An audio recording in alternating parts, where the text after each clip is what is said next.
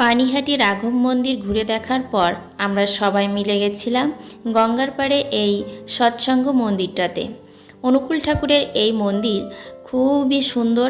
এর আগেও আমরা একবার এখানে ঘুরতে গেছিলাম, আর ভালো লেগেছে বলে সবাই মিলে দ্বিতীয়বার গেলাম। আর মন্দিরের যেসব মানুষ আছে তাদের ব্যবহারও খুব সুন্দর। মন্দিরটা অনেকটাই বড় আর অনেকটা উঁচুতে, এই যে অনেকগুলো সিঁড়ি ধাপ এগিয়ে তারপর মন্দিরে উঠতে হয়। আর মন্দিরটা পুরো সাদা। অনুকূল ঠাকুরের যে কোনো মন্দিরই পুরো সাদা হয়, আর ওপরে বন্দে পুরুষোত্তম লেখাটা থাকে। সাদা সবসময়ই আমাদের খুব ভালো লাগে, আর খুবই ভালো লাগে এই মন্দিরে গেলে। আর বাড়ি থেকে যাওয়ার সময় দুপুরে খেয়ে দিয়ে বেরিয়েছি, আর মেলোডি যাওয়ার সময় রাস্তায় গাড়িতে ঘুমিয়ে পড়েছে। এই জন্য ওর আগের মন্দিরটা তো টোটালি দেখাই হলো না, যে মন্দিরে ওর অন্নপ্রাশন হয়েছিল।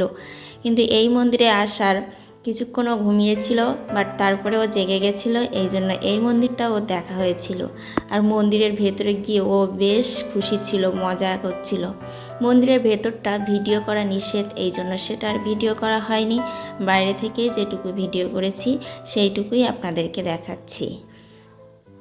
ভেতরে গিয়ে আমরা অনেকটা টাইম বসেছিলাম, আর বেশ ভালোও লাগছিল।